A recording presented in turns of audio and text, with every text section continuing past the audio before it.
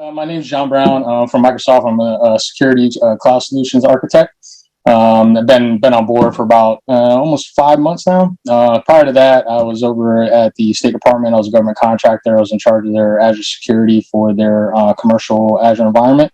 And then prior to that, I was in the private sector doing some consulting work, mainly dealing with migrations and deployment of Defender and Sentinel products for private sector companies. And then prior to that, I spent 20 years in the military doing various IT tasks, everything from satellite to network operations center. But yes, like I said, I'm a security cloud solutions architect. So I'm not a salesperson. I mainly deal with doing proofs of concept, helping remove technical blockers, helping adoption of different security tools to include across the Defender stack, and then security in Azure infrastructure. So Microsoft Entra, it's a couple different products together, but I'm going to focus mainly on permissions management and identity governance. The reason that I like this topic is that it involves the whole business, right? So it's a win across the board. It's a win for us on the security side of the house. It makes things more secure. It makes them easier to manage, and then also helps out other departments like HR, right? So we're going to talk a little bit about how you integrate things like Workday into that automated workflow to get users easily provisioned, through some of the entitlement management that's underneath the identity governance. And so with that, so Microsoft Entra. So we're going to talk about. All right, we're going to do Entra overview. We're going to talk about what it is. We're going to talk a little bit about unified identity management, and then we're going to talk about permissions management and identity governance. And again, this is part of a larger slideshow that I took from our repository of decks. I just trimmed it down a little bit, in the interest of time. So I do have a couple links at the end. Ron has already mentioned that those slides will be available.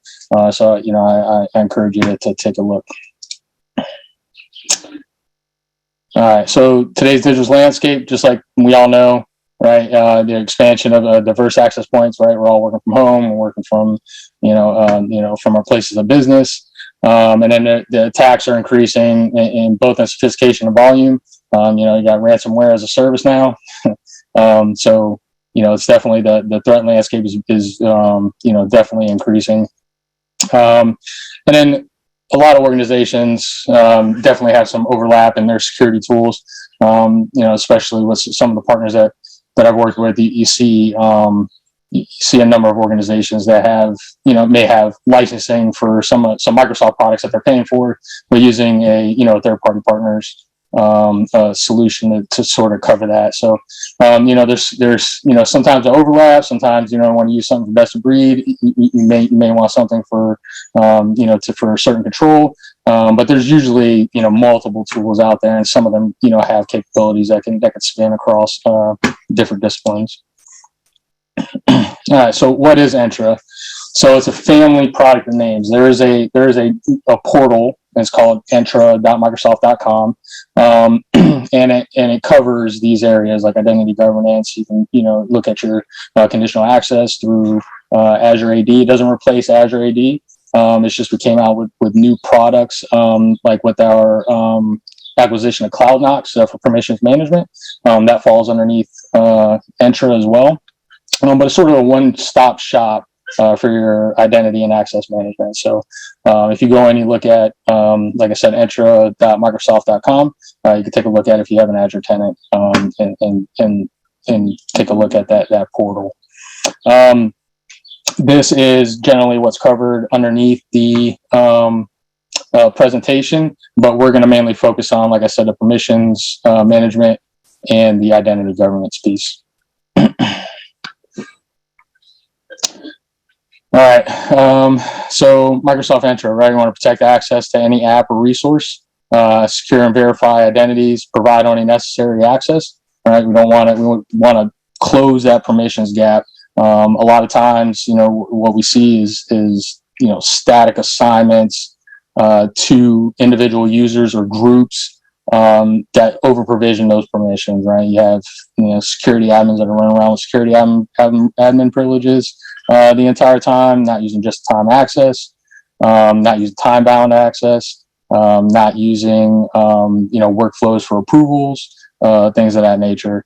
And then you want to simplify the experience, for your users, right? Single sign on, go through the My Apps portal where all the applications that they have access to or that can request access to are there.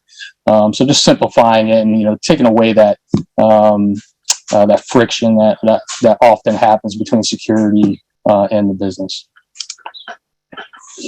Just a couple Gartner charts, right, to show, Microsoft's up there in the top right.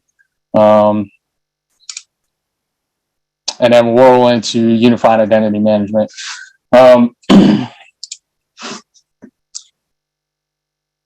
So unified identity management, right? You want to make this easy. You want to provide a common identity for your users, right? Whether that's they're accessing resources on premise, resources in other cloud environments. You don't want them running around with multiple credentials because that leads to them trying to write it down, weak passwords, just sloppy security all around. And then also, like I said, rolling in your HR system so that when you have that joiner, mover, leaver sort of situation as that new user comes on board, or you're inviting a third party, using something like entitlement management to sort of automate that process from something like a Workday. Like I said, connect app and any cloud data center from across your hybrid environment.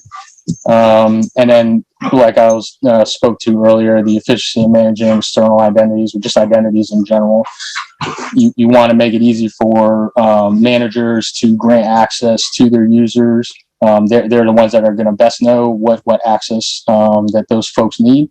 So you can create things like access packages, which will allow them to divvy out access to users, and then create those workflows if you have certain applications or resources that you want to have an authorization workflow to.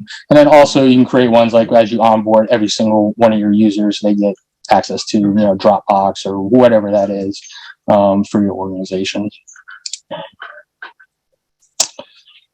So kind of want to talk a little bit about the common identity, right? So if you read some of the CISA guidance on identity and access management, you want to create a single source of truth, and you want to try to shy away from extending that identity chain, right? Perfect example: State Department use Okta, which also provisions users inside Azure, AWS, so they can have access to it. Sometimes, yes, you have to do that, but if you can, try to consolidate down, just so you don't have that you don't increase your attack surface, right? And as we've seen, and not to say that Azure's 100% secure, I think so, but things do happen, right? So you just want to kind of lessen that attack surface if you can, and embrace that cloud authentication. Use Azure AD Connect. Use those conditional access policies to take a look. Use that machine learning, to look at and assign risk to users as they sign in, and then to apply some of those policies, whether that's utilizing MFA or to stop the login. If they're coming in from a malicious IP, impossible travel, things of that nature, and then using something like Defender for Identity to look at your identities in your Active Directory. This speaks to what I was talking about. Connecting your HR systems, right? So as you onboard them in HR, they're then put into groups, into access packages, which then a manager can go in, and you have sort of that distributed governance, right? So that manager can say, hey, Jack is part of HR team 2, and he needs access to X, Y, and Z, right? So you're taking that burden off of other teams and to enhance that process, right? Because a lot of times you see organizations, they move into the cloud, but then they take all the manual and processes that they did while they're on premise, and they may have worked and been sort of cumbersome, but as you move in the cloud, you can take advantage of that automation. And then, you can integrate those on-premise apps, whether that's through Azure AD App Proxy, or you can use, things like Zscaler and F5. So it can also connect into those. And of course, that single sign-on, right? So give them access to apps, not just 365 apps, and then access to your other cloud environments. Efficiently manage external identities, and this goes for all of them. Just like I was stating earlier, use something like entitlement management to create those packages. Also, want to touch on Azure B2C, right? So you can use B2C for those customer-facing applications. You can have them use whatever third-party, Google, Facebook, whatever. You can even create local logins, have them create local logins if you want, to streamline that login process, and then take off for the Azure B2C. In the case of that, take off that administrative burden and to have it just use those identities for authentication to those applications that you want to make available to those customers. Excuse me. And this is just a note from a customer. All right, so permissions management. Like I stated earlier, Microsoft did acquire a company called CloudKnox. So this was in reaction to, like I was speaking to earlier, that permissions gap. Identity is definitely the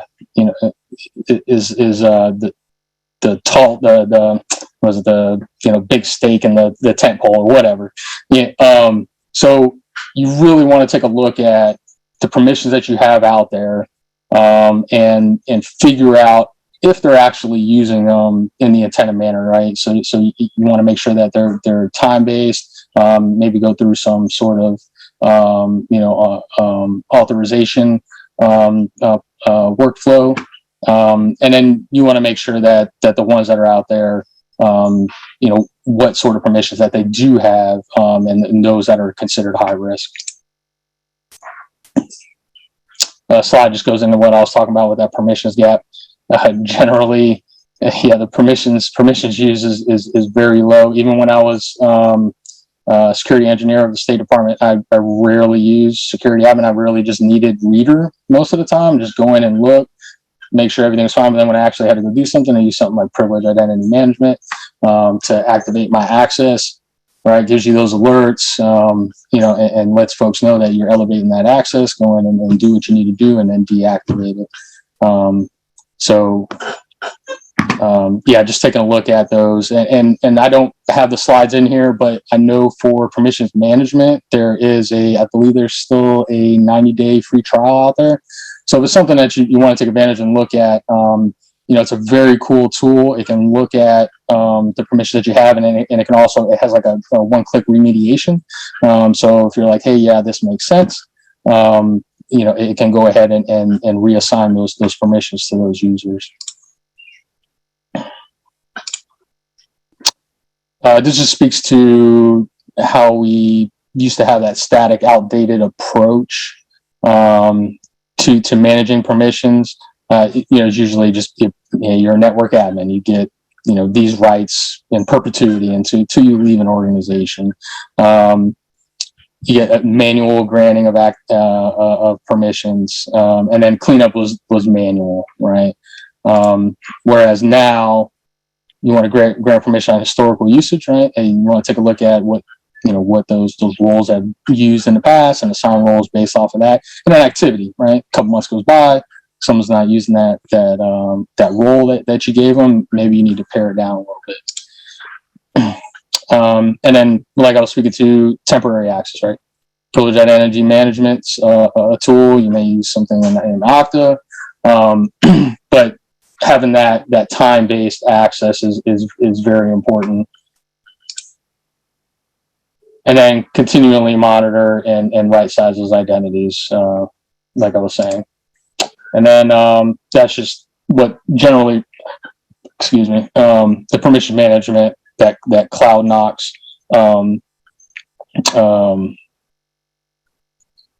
company that we acquired. That's what helps you do that. So definitely should take a look at that if this is something that your organization needs. Hey, John, it's Ron Gerber. Can you hear me? Yeah, I can hear you. So one question we got from James Butler, who's one of the top security analysts there at Black Knight in Florida, which with all of its operations probably has billions, if not trillions of dollars flowing through its operations. James, you can ask another question, but he wanted to know, can Entra be used to introduce MFA, multi-factor authentication, to servers so that only authorized users can get access to the apps, even those that do not have built-in MFA? Like, can MFA be used selectively on top of apps, even if it's not core to the app? James, if you're available, you can chime in and I'll unmute you if I have not answered that correctly. But I think it's talking about how Entra works with MFA on a server level, even to manage apps, even if the app itself doesn't have MFA. Does that make sense, John? So, I mean, the users themselves. So when you enroll them, when one of your employees comes in and they're enrolled in Workday, and then if you have that workflow set up, Workday then puts them in a group. That group can be assigned, or generally you'd have everybody in that MFA group where MFA would be deployed in, and you have your break glass account and maybe one or two others that don't require MFA in that group, and it will automatically, if you want to do SMS, use phone authenticator, things of that nature. As far as the server side, I guess I might have to. I don't know if you can come off mute or take that. I was a little confused. We can take that offline. James, I unmuted you. Do you want to answer that? We've got a little bit of time left.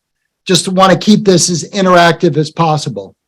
If you can hear me, the basic idea is that we got an application that's running that we want to protect because it's sensitive and it does not have built-in MFA. So we're trying to figure out how to add that without having to complicate the application itself, and just be able to require MFA to log into the server where the application sits. Otherwise, you can't run the app. That's all I had. Yeah. So you might be have the ability to use the Azure AD application proxy, or if you have like a F5 or Zscaler, that may solve your issue. I don't know. I'll tell you what. You know what I'll do, John and James? It's one of those technical architectural issues. That's what we love to hear from. Here you've got a question of MFA access. Do you do it on the application level? Do you do it on the server level? Do you do it on the Active Directory level? Those are all the relevant design considerations that everyone needs to figure out. And I'm sure many of you have similar questions. Send them to me, email me. I'll connect James with John, and whatever your future questions have, be it around data silos or vulnerability testing, we'll get you the answer that you need from subject matter experts. Okay, John and James? Yeah, sounds good. Yeah, absolutely. Yeah, that's fine. Okay. All right. I'll let you finish up here, John. All right. And then we'll just move in real quickly in identity governance. So identity governance should be helping you answer these questions. Who should have access to which resources? What are they doing with that access? Are there effective organizational controls for managing that access? And then can auditors verify the controls are working, right? Often, a lot of times, that number 4 question is usually the hardest to answer. So the identity governance within Entra helps to answer those. So it helps you govern the identity lifecycle, just we talked about throughout the presentation, and then the lifecycle management, and then we really want to touch on access reviews, right? So when you build things like entitlement packages, you have an access review time, right? You can say, hey, I want this manager to review this every 6 months and make sure that those folks are still in there. on top of having time-based access, right? So you're going to have maybe, whatever third party you're working with, I'm going to give you access for 3 months. And that 3 months comes up to get a warning. Hey, do you still need access? Would you like to request access? You can set that up so it'll do that. So you don't I don't say you don't have to worry about it, but it helps automate that process of having folks drop off and be revoked from access to those resources and applications. Next slide. Like we've been talking about, identity governance. You want to improve productivity. It strengthens security. It simplifies things across the organization, not just for us as security practitioners, but for HR, for managers, right? So they can make sure that the folks that work for them have the correct access to the correct resources. And just like we talked about, you can reduce the IT help desk burden by managing your public and private cloud infrastructure by using that single system of record. You can shorten that time to value by consolidating those software vendors. Maybe don't necessarily need a third party like Okta to manage. I'm not saying you do, you don't. Again, not a salesman. And then tie into your HR systems, even those on-prem Workdays and SAP success factors. And then it simplifies and quickens that provisioning process. And just like we talked about, your enrollment for your users in the MFA.